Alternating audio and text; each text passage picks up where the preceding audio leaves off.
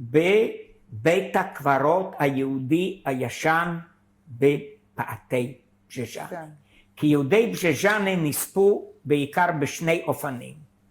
חלק נלקח בטרנספורטים, ברכבות החתומות האלה, לבלז'ץ, מחנה ריכוז, מחנה מוות בלז'ץ, מחנה השמדה בלז'ץ, וחלק אחר די גדול, אולי אפילו חצי חצי מבחינת פרופורציה, הוצאו להורג ביריות בבית הקברות הזה ששמו אוקופיסקו, ששם הייתי כבר די הרבה פעמים מאז שהתחלתי לחזור, והיו נקברים בקברים המוניים כאלה, כלומר בבורות גדולים שעשרות או אולי לפעמים יותר גוויות היו נקברים. ובית הקברות היה עדיין בתחומי הגטו? לא, בית הקברות היה מחוץ לגטו, ואת המרחק של הליכה הרגשתי כשבשנת 2007 ארגנתי עם אישה מהמשרד המוזיאלי שם בבז'ז'אנה, אוקראינית, ארגנתי מעין תהלוכת זיכרון לזכר קורבנות מה היה המרחק?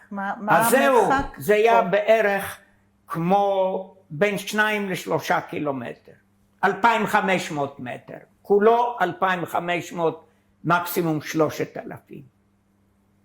next to nothing. וכמובן שבכל מקום בעיר שמעו את העיריות. ואנחנו בגטו, במחבוא, היינו שומעים את העיריות. וזה אני אומר בדיעבד, ב-12 ליוני 1943, מתחילה האקציה הסופית האחרונה של חיסול גטו בז'ז'אנה, וכמובן שאותם אנשים שהיו להם בונקרים, מחבואים, בין אם במרתף או בעליית גג או במקום אחר בבתים השונים, רצים להסתתר שם.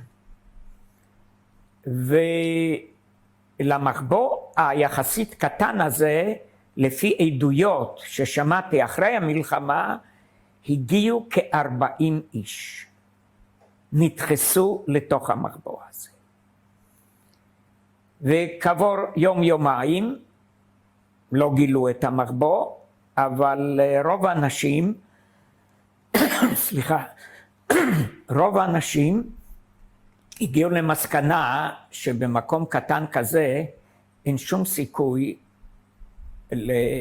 להמשיך לחיות לטווח זמן ארוך, ואנשים לאט לאט, יום אחרי יום, התחילו לעזוב את המחבוא, לצאת מהמחבוא ולחפש מקומות מסתור או הצלה אחרים. עם מי אתה נמצא במחבוא? אני נמצא במחבוא עם עוד 3 אנשים מהמשפחה הכי קרובה שלי. אני נמצא עם אמי, עם סבי, אבא של אמא, ועם אשתו, סבתי, אמא של אמא. וזהו, אנחנו 4 איש. כמובן שמיד השאלה הבאה תהיה, איפה אבא? איפה אבא? אבא היה שייך לקבוצה של כ-300 גברים יהודיים, צעירים ובגיל ביניים, לא זקנים בשום פנים ואופן, שעבדו עבור הגרמנים. מה הם עשו? אני לא יודע מה הם עשו, אבל עשו איזשהן עבודות, והם היו מסומנים, היה להם על הבגד החיצוני, באיזושהי צורה הייתה להם מוצמדת האות W. יש כאלה שאמרו שזה קיצור של ורמאכט, שעובדים עבור הצבא הגרמני. אין לי ידיעה מדויקת מה בדיוק. העובדה היא שאנשים האמינו שהם גם יוחזקו בחיים אחרי חיסול הגטו, כי הגרמנים זקוקים לכוח עבודה. מה שקרה למעשה זה בדיוק ההפך. באותו יום של ה-12 ליוני, הייתה אותה קבוצה של 300 גברים יהודים מרוכזת במקום סגור, והם היו בין הראשונים שהובלו לבית הקברות היהודי, ושם הוצאו להורג. כולם. כולם חוץ מאדם אחד. חוץ מאדם אחד שאז היה בחור צעיר בן 18, והוא הצליח לברוח מתוך מצעד המוות הזה, ממרכז העיר לבית הקברות. האיש שמו מנחם כץ,